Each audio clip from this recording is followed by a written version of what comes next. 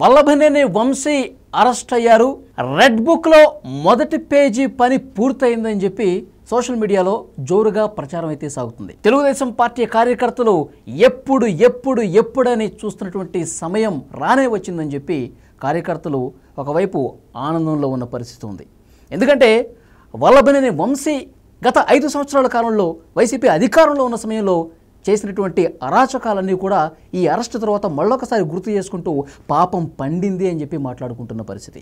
Next ఏం జరగబోతోంది, red book chapter 2 ఎట్లా ఉండబోతోంది? మూర్తి గారు, వల్లభనేని అరెస్ట్ ఇంకా జరగట్లేదంటే అని చెప్పి చాలా అసంతృప్తికి గురైన పరిస్థితి గతంలో మనం మాట్లాడుకున్న పరిస్థితి. ఇప్పుడు ఈ అరెస్టుతో ఎలాంటి సంకేతం ఇచ్చిన పరిస్థితి, నెక్స్ట్ ఎట్లా ఉండబోతుంది? ఇక్కడ మనం ముఖ్యంగా గమనించాల్సింది ఏంటి అంటే, ఇది ఏదో కావాలని కుట్రపూరితంగా కక్షపూరితంగా చేసిన అరెస్టు కాదు. ఇది మామూలుగా చట్టం తన పని తాను చేసుకుపోతూ ఉంటే జరిగిన అరెస్టు. ఇది రాజకీయ ప్రేరేపిత అరెస్టు కాదు. మనం అంతకు ముందర చూసాం, జగన్మోహన్ రెడ్డి టైంలో అన్ని పొలిటికల్ కాన్స్పిరసీ థియరీలే ఎగ్జిక్యూట్ చేసి పొలిటికల్ అరెస్టులే ఉండేవి. చట్టపరంగా న్యాయపరంగా చర్యలు తీసుకున్న దాఖలాలు అయితే ఎక్కడా ఉండేవి కాదు. అందుకనే న్యాయస్థానాలకి వెళ్ళినప్పుడు చాలా కేసుల్ని కొట్టేశారు. జగన్మోహన్ రెడ్డి టైంలో న్యాయస్థానం ఇదేం ఎఫ్ఐఆర్ అయ్యా ఇట్ట పెడతారేంటి అని జడ్జీలు పోలీసుల్ని అడిగిన సందర్భాలు కొన్ని లక్షలు ఉన్నాయి. అంటే ఏంటి, ఎఫ్ఐఆర్ పెట్టడం కూడా పోలీసులు చేసేవాళ్ళు కాదు. అక్కడ తాడేపల్లి ప్యాలెస్లో ఒక ఆయన కూర్చొని ఆయన చేసేవాడు. అంటే పోలీసు ట్రైనింగ్ లేకుండా, పోలీసు శిక్షణ అటువంటివి లేకుండా ఆయన చెప్పిన సెక్షన్లు పెడితే కేసులు అట్ట తయారయ్యేవి. పర్టిక్యులర్గా వైసీపీ హయాంలో నాన్ బెయిలబుల్ సెక్షన్లు వెతికి పెట్టేవాళ్ళు. అది ఏ కేసైనా సరే, కేసు ఏదైనా మళ్ళీ బయటకు రాకూడదు అన్న ఉద్దేశంతో కేసులు పెట్టేవాళ్ళు. ఇక్కడ జరిగింది ఏంటి అంటే, మనం వల్లభనేని వంశీని చూస్తున్నాం. ఆయన గన్నవరంలో ఆయన ప్రజాప్రతినిధి అని చెప్పుకుంటూ తిరిగే పెద్ద రౌడీ. మొత్తం అసలు ప్రజలని భయాందోళనలో ముంచేసిన ప్రజాప్రతినిధి. అన్ని నేరాలకి అదే అడ్డా. అక్కడి నుంచే స్టార్ట్ అయ్యేవి నేరాలన్నీ కూడా. ఈ తరహాలో ఒక నేరమయ సామ్రాజ్యం జగన్మోహన్ రెడ్డి రాష్ట్రం మొత్తం ఏర్పాటు చేస్తే గన్నవరంలో తన వంతు బాధ్యత నిర్వర్తించాడు ఈయన. ఈ క్రమంలో ఏంటి అంటే, గన్నవరం అనేది తెలుగుదేశం పార్టీకి పెట్టని కోట. దానికి చాలా స్ట్రాంగ్ ఫౌండేషన్స్ ఉన్నాయి. ఈ వంశీ ఏం చేశాడంటే, ఆ పునాదుల్ని పెకలించి వేద్దాము అని ప్లాన్ చేసుకున్నాడు. ప్లాన్ చేసుకొని తెలుగుదేశం పార్టీ ఆఫీస్ మీద అటాక్ చేయించాడు. అటాక్ చేశాడు, కార్లు తగలబెట్టాడు, తెలుగుదేశం వాళ్ళ మీదే కేసులు పెట్టించాడు. అసలు జాతీయ అధికార ప్రతినిధి కొమ్మారెడ్డి పట్టాభిరామన్ అయితే ఇంకా ఆయన్ని మరణం అంచుదాకా తీసుకెళ్ళి రిటర్న్ తెచ్చారు. ఇటువంటి దారుణాలు చేసిన ఈ వంశీకి ఆయన మీద కేసులు లేవు. వైసీపీ జమానం మొత్తం అసలు కేసులే పెట్టలేదు. ఏదో నామకహ ఏదో పెట్టారు, ఏమీ యాక్షన్ లేదు. సార్, నాకు ఇక్కడ ఒక డౌట్, కళ్ళకు కనిపిస్తుంది అసలు ఆ రోజు ఏం జరిగింది అనేది. టీడీపీ ఆఫీస్ని యుద్ధం అండి, యుద్ధం పాకిస్తాన్ బార్డర్లో ఉన్నట్టు కనిపించింది అక్కడ. మొత్తం గన్నవరం భయానక వాతావరణం. దారుణం చేస్తే ఒక్కళ్ళ అరెస్ట్ కూడా జరగలేదు సార్. కనీసం పిలిచి విచారించిన పరిస్థితి లేదు సార్. లేదు, అది లేకపోగా తెలుగుదేశం వాళ్ళ మీదే కేసులు పెట్టారు. తెలుగుదేశం వాళ్ళే అటాక్ చేసినట్టు కేసులు పెట్టారు.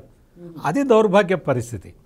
అటువంటి దౌర్భాగ్య పరిస్థితుల్లో కూడా తెలుగుదేశం పార్టీ కార్యకర్తలు వాళ్ళందరూ చాలా ఇదిగా పనిచేశారు. గన్నవరంలో తెలుగుదేశం పార్టీని మళ్ళీ గెలిపించుకున్నారు. మళ్ళీ గెలిపి కూటమి ప్రభుత్వం అధికారంలోకి వచ్చింది. వచ్చిన తర్వాత ప్రతి ఒక్క వ్యక్తి ఏం ఆశించాడు అంటే, వల్లభనేని వంశీ, కొడాలి నాని, పేర్ని నాని, వీళ్ళని అరెస్ట్ చెయ్యాలి అని ప్రతి ఒక్కడు ఓటేసే ప్రతివాడు అనుకున్నాడు. కూటమి ప్రభుత్వానికి ఓటేసింది ఆంధ్రప్రదేశ్ బాగుపడాలని, ఇటువంటి విస్తృత ప్రయోజనాల కోసం కాదు. ఈ ముగ్గురిని శిక్షించాలి, చంద్రబాబు నాయుడు ముఖ్యమంత్రి అయితే ఈ ముగ్గురిని శిక్షిస్తాడు అన్న ఉద్దేశంతో ఓటేశారు. ఓకే. కానీ చంద్రబాబు నాయుడు ముఖ్యమంత్రి అయిన తర్వాత మనకొద్దు కక్షపూరిత రాజకీయాలు, మనకొద్దు, జగన్మోహన్ రెడ్డి చేసింది ఇదే, మొత్తం స్టేట్ మొత్తాన్ని ఒక ఫ్రాక్షన్ జోన్గా మార్చాడు, ఆ పని మనం చేయకూడదు కదా, మనం రాష్ట్రాన్ని అభివృద్ధి చేద్దాం, ఈ కేసులు గీసులు వద్దు అని చెప్పి ఆయన వద్దు అని చెప్పి తెలుగుదేశం పార్టీ కార్యకర్తలకి నాయకులకి సర్ది చెప్పడం మొదలుపెట్టాడు ఆయన. అదంతా జరుగుతున్నది కదా. మామూలుగా పోలీసులు కేసు పెట్టారు, ఆ కేసు దానికి సంబంధించిన కీలకమైన వ్యక్తి సత్యవర్ధన్ అనే కుర్రాడు, అతను తెలుగుదేశం పార్టీ ఆఫీసులో పనిచేస్తాడు, అతని కంప్లైంట్ మీదే కేసు రిజిస్టర్ చేశారు. ఆ రోజు ఇట్లా జరిగిందని ఒకరోజు సడన్గా ఆ సత్యవర్ధన్ వెళ్ళి ఏమి దాడి జరగలేదు, నా మీదే నన్ను ఎవరు ఏమీ అనలేదు అని చెప్పి మొన్న 10వ తారీఖు పోలీసులకి రిపోర్ట్ ఇచ్చాడు. రిపోర్ట్ ఇవ్వంగానే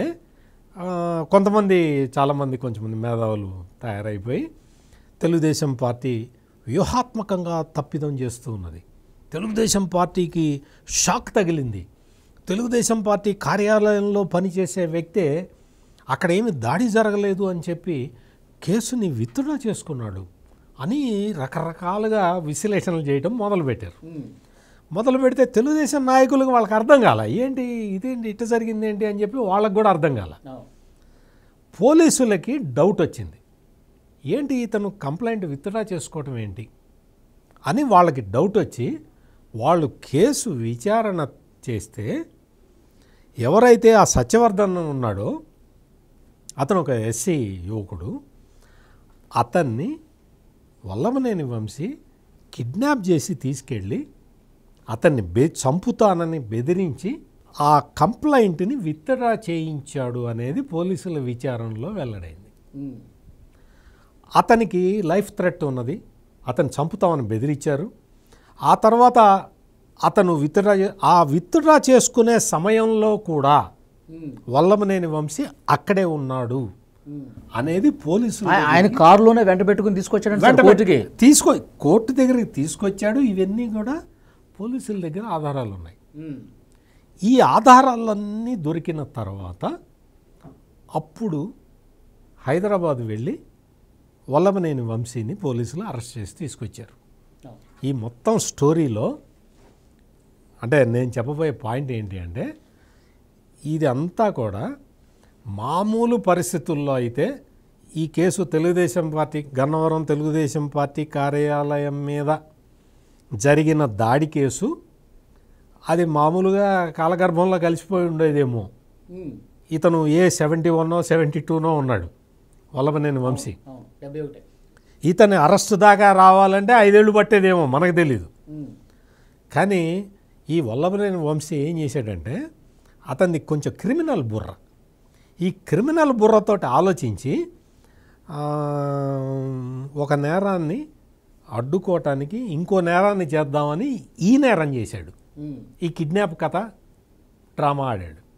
దాంతో ఆ నేరం కన్నా ఈ నేరం చాలా సీరియస్ నేరం, ఇందులో పోలీసులు అరెస్ట్ చేశారు. అందుకని ఇక్కడ ఏదో రెడ్ బుక్ రాజ్యాంగం, మీరేదో ఇంట్రడక్షన్లో కూడా చెప్తూ ఉన్నారు, రెడ్ బుక్ రాజ్యాంగం ఏమి లేదు. ఇక్కడ రెడ్ బుక్ లేదు, రాజ్యాంగం లేదు. ఇక్కడ ఏంటి అంటే వల్లభనేని వంశీ తన క్రిమినల్ ఇంటెన్షన్స్ తోటి, తన క్రిమినల్ యాటిట్యూడ్ తోటి తనే పోలీస్ కేసులో ఇరుక్కున్నాడు తప్ప ఇక్కడ ఎవరు కూటమి ప్రభుత్వం కచ్చగట్టి చేసింది ఏమీ లేదు. సో తన గోతిని తానే తవ్వుకున్నాడు. ఎప్పుడో 3-4 ఏళ్ల తర్వాత ఏదో జరిగే కేసుకు సంబంధించి ఇప్పటికిప్పుడే వచ్చేసి అసలు ఆ కేసు లేకుండా చేద్దాం అనుకొని ఆ ఎస్సీ కుర్రాన్ని తీసుకెళ్ళి కిడ్నాప్ చేసి తీసుకెళ్ళి బెదిరించడంతో ఇప్పుడు మళ్ళీ పోలీసులు అతన్ని అరెస్ట్ చేసి తీసుకెళ్లారు. సార్ సత్యమూర్తి గారు, ఒక కీలకమైనటువంటి ప్రశ్న మిమ్మల్ని అడగదలుచుకున్నాను. వల్లభనేని వంశీ, కొడాలి నాని విషయాలకు సంబంధించి వీళ్ళకి ఆశ్రయం ఇచ్చింది, గౌరవించింది, పదవులు ఇచ్చింది, రాజకీయ భిక్ష పెట్టింది తెలుగుదేశం పార్టీ, చంద్రబాబు నాయుడు గారు. కానీ వీళ్ళు ఆ పార్టీలోకి వెళ్ళిపోయి తల్లిపాలు తాగి రొమ్ము గుద్దే రకం అంటారు చూసారా, ఇవి మనం బయట వింటూ ఉంటాం. సరిగ్గా వీళ్ళకి సరిపోతాయి అవి. కానీ వీళ్ళు ఆ పార్టీలోకి వెళ్ళిన తర్వాత జగన్మోహన్ రెడ్డి గారితో సహవాసం చేసిన తర్వాత ఇట్లా తయారయ్యారా, లేకపోతే వాళ్ళ అసలు రంగు అదేనా? ఏం చెప్తారు మీరు? ఎట్లా విశ్లేషిస్తారు దీన్ని? ఇప్పుడు మీరు చాలా కష్టమైన ప్రశ్న అడిగారు. ఎట్లాగంటే మామూలుగా మంచి వాళ్ళతో తిరిగితే దుష్టుడు కూడా మంచివాడిగా మారటానికి అవకాశం ఉంది. దుష్టుడు దగ్గరికి వెళ్తే వాడు ఇంకా మారేది ఏముంటుంది? కలిసిపోతారు అందరూ. ఇక్కడ వీళ్ళ నేచర్, కొడాలి నాని కానీ వల్లభనేని వంశీ నేచరు వాళ్ళది మొదటి నుంచి కూడా క్రిమినల్ మనస్తత్వం, క్రిమినల్ మెంటాలిటీ. తెలుగుదేశంలో ఉన్నప్పుడు ఏంటి అంటే తెలుగుదేశం పార్టీ సిద్ధాంతాలని వాళ్ళు బలవంతంగా అనుసరించాల్సిన అనివార్య పరిస్థితులు ఉండేవి. అందుకని వాళ్ళు తమ నిజస్వరూపాన్ని బయట పెట్టడానికి ఎక్కడా కూడా అవకాశం లేదు. తెలుగుదేశం పార్టీ పక్కడ్బందీగా ఎక్కడికక్కడ వీళ్ళని కట్టి ఉంచింది. ఎప్పుడైతే జగన్మోహన్ రెడ్డి అండ ఆశ్రయం వీళ్ళకి దొరికిందో, వీళ్ళల్లో సహజంగానే క్రిమినల్ నేచర్ ఉంది కాబట్టి ఈ క్రిమినల్ నేచర్ ఉన్న వాళ్ళని రెచ్చగొట్టే పెద్ద క్రిమినల్ అవతల ఉన్నాడు కాబట్టి వాళ్ళల్లో ఉన్న నేరపూరిత మనస్తత్వం ద్విగుణీకృతోత్సాహంతో బయటకు వచ్చింది. ఇది సింపుల్గా చెప్పాలంటే. అందుకని వీళ్ళేదో తెలుగుదేశం పార్టీలో ఉన్నప్పుడు సచ్చీలురు, వైసీపీలో చేరిన తర్వాతే చెడిపోయారని కాదు. అక్కడ పార్టీ సిద్ధాంతాల కారణంగా, తెలుగుదేశం పార్టీ సిద్ధాంతాల కారణంగా వీళ్ళు తమ వాస్తవ వికృత రూపాన్ని ప్రజల ముందర ప్రదర్శించలేకపోయారు. చేతులు కట్టేసినట్టయింది. చేతులు, నోరు, కాళ్ళు, తోకతో సహా అన్నీ కట్ చేసి కూర్చోబెట్టారు. మిగిలినవి కట్టేశారు, తోక కట్ చేశారు. తెలుగుదేశం పార్టీలో ఉన్నప్పుడు వీళ్ళు చాలా అసహనంగా ఫీల్ అయ్యి ఉంటారు నాకు తెలిసి. ఎందుకంటే ఏమి మనం అంతా దోచుకోలేకపోతున్నాం ఏంటి అని. కానీ పార్టీ ఊరుకోదు కదా. తెలుగుదేశం పార్టీలో ఆ స్ట్రక్చరల్ అడ్జస్ట్మెంట్ అట్లా ఉంటుంది. ఇక్కడ వైసీపీకి వచ్చిన తర్వాత మనం రియల్గా మన ఒరిజినల్ పార్టీలోకి మనం వచ్చాము అని వీళ్ళిద్దరే కాదు చాలామంది ఉన్నారు. ఓకే, ఇక ఫ్రీ బర్డ్స్ అయిపోయారు వీళ్ళు ఫ్రీ బర్డ్స్ అయిపోయి ఇంకా విచ్చలవిడిగా. అసలు ఎవడన్నా ఎర్రమట్టి అమ్ముకుంటాడండి? భూమి తల్లి మన భూమినే మనం తల్లి అంటాం.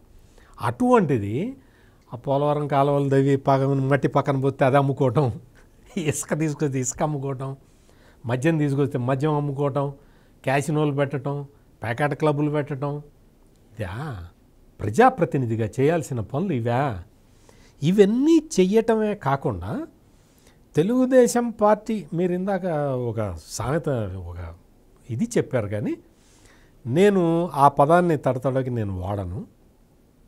తిన్న ఇంటి వాసాలు లెక్క పెట్టడం అంతవరకే నేను వాడతాను. ఇక్కడ తెలుగుదేశం పార్టీని కూక్కటి వేళ్లతో సహా పెకలించి వేద్దాము అన్న ఒక దుర్బుద్ధి ఎప్పుడైతే ఈ వల్లభనేని వంశీ బ్రెయిన్లోకి వచ్చిందో ఆ రోజు నుంచి అతని పతనం స్టార్ట్ అయింది. వచ్చేసి తెలుగుదేశం పార్టీ ఆఫీస్ మీద దాడి చేసిన వాడు మామూలుగా చేశాడు. మొత్తం అక్కడ వాహనాలు తగలబెట్టాడు. తెలుగుదేశం వాళ్ళ మీదే కేసులు పెట్టించాడు. తెలుగుదేశం పార్టీ మహిళా నాయకురాళ్ళని ఇళ్ల మీద పడి దాడి చేసి అరెస్ట్ చేశారు. అంటే ఈ తరహా నేరాలు వాళ్ళు అసలు వ్యవస్థీకృత నేరాలు అంటారు వీటిని. అటువంటి నేరాలు చేసి ఆ నేర సామ్రాజ్యాన్ని ఏర్పాటు చేసుకొని ఆ నేర సామ్రాజ్యం మొత్తాన్ని చెరిపేద్దాం అన్న ఉద్దేశంతో, ఆ కంప్లైంట్ విత్డ్రా చేయిద్దామన్న ఉద్దేశంతో ఒక దళిత యువకుడిని కిడ్నాప్ చేసి తీసుకురావటం, అతన్ని చంపేస్తానని బెదిరించటం, ఇటువంటి నేరాలకి పాల్పడి ఇప్పుడు దొరికిపోయారు. ఇది మొత్తం అంటే మొత్తంగా అక్కడ చూస్తుంటే జరిగింది. తన గోతిని తానే తవ్వుకున్నాడు, ఇదేదో కక్షపూరితంగా చేసింది కాదని చెప్పి క్లియర్గా మనకు ఆధారాలు బట్టి అర్థమవుతుంది. 100%. అయితే కొంత కార్యకర్తల సైడ్ నుంచి, తెలుగుదేశం పార్టీ కార్యకర్తల సైడ్ నుంచి కొంత అసంతృప్తి, ఇప్పుడు ఈ అరెస్ట్తో మొత్తం ఫుల్ స్టాప్ మళ్ళీ పడుతుంది, మళ్ళీ ఇంకో అరెస్ట్ జరగడానికి మళ్ళీ ఇంకొంతకాలం వెయిట్ చేయాల్సిన పరిస్థితి ఉంటుందేమో, ఈ పరంపర అనేది కొనసాగదు అంటే ఇక్కడ మనం ఒక్కటి గ్రహించాలి, ఒకటి గమనించాలి, గ్రహించటం కాదు గమనించాలి. ఏంటి అంటే తెలుగుదేశం పార్టీ నాయకులు కానీ కార్యకర్తలు కానీ సైకోలు కాదు. వాళ్ళు ఏదో ఎదుటి వ్యక్తి సర్వనాశనం అయిపోవాలి, వాడిని భూస్థాపితం చేయాలి అనుకునేవాళ్ళు కాదు. వైసీపీ నాయకులు అట్లా అనుకునేవాళ్ళు. ఇక్కడ ఏంటి అంటే వాళ్ళు గతంలో చేసిన నేరాలకి శిక్ష పడాలి అని మాత్రమే తెలుగుదేశం వాళ్ళు కోరుకున్నారు. సో అందుకని కొంచెం తేడా ఉంటుంది. బట్ అంత అసంతృప్తి అంత ఇదేం కాదు. కానీ ఇక్కడ ఏంటి అంటే ఎవడు తీసుకున్న గోతిలో వాడే పడతాడు అని చెప్పి ఈ గన్నవరం వంశీ లేటెస్ట్గా ప్రూవ్ చేసి ఇంకా మరి తన గొయ్యి తనే తవ్వుకున్నాడు అనుకోవచ్చు, లేకపోతే తన గొయ్యి తానే తవ్వుకొని జగన్మోహన్ రెడ్డికి కూడా గొయ్యి తవ్వాడు అనుకోవచ్చు. ఎందుకంటే ఇంకా మీరు ఇప్పుడు జరుగుతున్న పరిణామాలు చూస్తే వైఎస్ఆర్ కాంగ్రెస్ పార్టీ షట్ చేసుకొని కూర్చొని ఉన్నది. అంటే ఏమీ మాట్లాడటలేదు. ఒకళ్ళిద్దరు మాట్లాడినా కానీ జగన్మోహన్ రెడ్డి వద్దు మనమేం మాట్లాడద్దు, నేను యలహంక వెళ్తున్నాను, అక్కడికి వెళ్ళిన తర్వాత న్యాయ కోవిదుల్ని మాట్లాడిన తర్వాత అసలు దీన్ని ఎట తీసుకెళ్ళాలి, వంశీ అనేవాడు నాకు చాలా ఆప్త మిత్రుడు, నాకు ఆత్మ బంధువు, నా నేర సామ్రాజ్యంలో అతనికి విశిష్ట స్థానం ఉంది, అతన్ని నేను ఎట్లయినా కాపాడుకుంటాను, ఢిల్లీ నుంచి న్యాయ కోవిదులతో మాట్లాడిన తర్వాత మనం స్పందిద్దాము, ప్రస్తుతానికైతే మీరేం స్పందించద్దు. నిజమేనా సార్? యలహంక ప్యాలెస్ పోయి గుర్తుపెట్టుకుంటాడా, మర్చిపోతాడు, ఎవడెట్టపోతే నాకేంత అట్లా ఏమన్నా అనుకునే పరిస్థితి? ఇప్పుడు కడప వెళ్ళాడు, ఏదో పెళ్ళికి వెళ్ళాడు, వల్లభనేని వంశీ అరెస్ట్ జరిగింది. కడప నుంచి తాడేపల్లి రావాలా వద్దా వలి గారు మీరు చెప్పండి. మరి కడప నుంచి యలహంక ఎట్లా వెళ్ళిపోయాడు? అంటే ఇక్కడ జగన్మోహన్ రెడ్డికి వంశీ బయటికి రావాలని కానీ వంశీని విడుదల చేయాలని కానీ ఆలోచన ఏదన్నా ఉండట్టయితే అతను మద్దతుగా వచ్చి మాట్లాడేవాడు, లేదు కదా. అది కూడా కావచ్చు. ఎందుకంటే వంశీ వెళ్ళి ఇప్పుడు లోపల కూర్చున్నాడు అనుకోండి, జగన్మోహన్ రెడ్డికి ఏమవుతుంది, అక్కడ ఉండనిలే మన ఫ్రెండ్ ఉంటాడు, రేపొద్దున నేను కూడా వెళ్ళాల్సింది అక్కడికే కదా అన్న ఉద్దేశంలో కూడా ఉండొచ్చు.